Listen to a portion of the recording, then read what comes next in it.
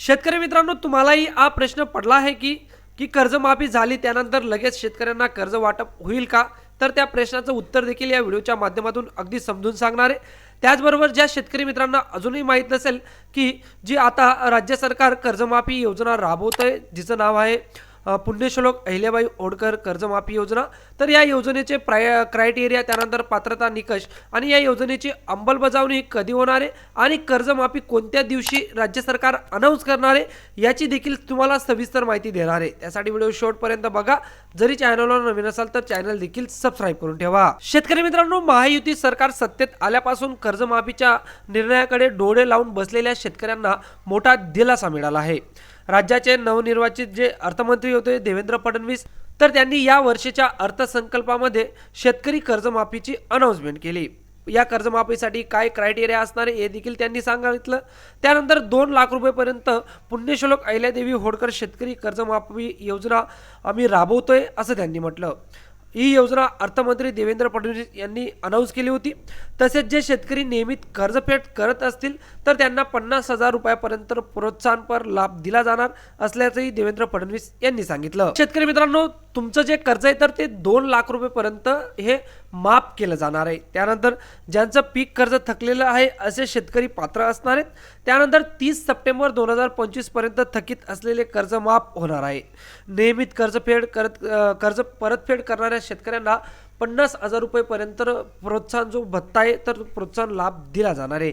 तर एकंदरीत अशा पद्धतीने हा क्रायटेरिया असणार आहे. म्हणजे 2 लाख रुपयेपर्यंत तुमचं कर्ज माफ होईल. त्यानंतर तुमचं जरी 30 सप्टेंबर 2025 पर्यंत पीक कर्ज थकीत असेल तरच तुम्ही कर्जमाफीच्या क्रायटेरियामध्ये बसणार आहात. त्यानंतर तुम्ही जरी रेग्युलर म्हणजे चांगल्या पद्धतीने तुमचं क्रेडिट बँकमध्ये असेल आणि तुम्ही रेग्युलर तुमचं कर्ज भरताय आणि रिन्यू करताय तर तुम्हाला 50,000 रुपयाचा लाभ आज दिला जाणार आहे प्रोत्साहन भत्तावर.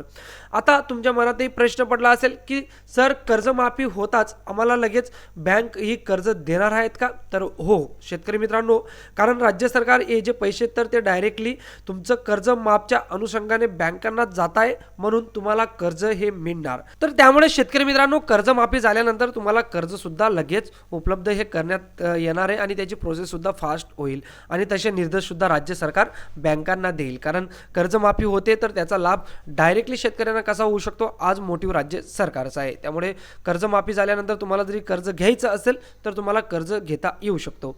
आता राहिला प्रश्न की कर्जमाफीची डेट काय, तर हा प्रश्न सगळीकडे विचारला जातोय. तर मित्रांनो, कर्जमाफीच्या हालचालींना वेग आलेला असून लवकरच कर्जमाफीची डेट ही अनाऊन्स करण्यात येणार आहे.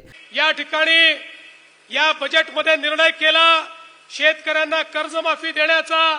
त्याची तयारी आमची सुरू आहे. 30 जून पूर्वी आमच्या शेतकऱ्यांना कर्जमाफी आम्ही देणार आहोत आणि त्यासोबत ज्या शेतकऱ्यांनी प्रामाणिकपणे कर्ज भरलं त्यांना प्रोत्साहनपर राशी देखील आमच्या सरकारच्या माध्यमातून देणार आहोत. आणि याची प्रोसेस एकंदरीत कशी पद्धतीने असणार आहे, तर आता डायरेक्ट बँकामार्फतच ही कर्जमाफी जी योजना आहे तर ती राबवली जाणार आहे. याच्यासाठी काही ऑनलाईन फॉर्म भरावा लागणार आहे का, हेही येणाऱ्या काही दिवसात आपल्याला क्लिअर होईल. याच्यासाठी स्वतंत्र पोर्टल येईल का, तेही आपल्याला क्लिअर होणारच आहे. त्यामुळे कशा पद्धतीने ही आता पुढची प्रोसेस होते आणि ही प्रोसेस किती लवकर होते हेही महत्त्वाचं असणार आहे. लवकरच पुण्यश्लोक अहिल्याबाई होळकर जी कर्जमाफी 2026 मध्ये राज्य सरकार राबवत आहे तर ही योजनाची डेट अनाऊन्स होईल शेतकरी मित्रांनो. तर हा एकंदरीत हा व्हिडिओ तुम्हाला कसा वाटला, आवडला असेल तर लाईक करा.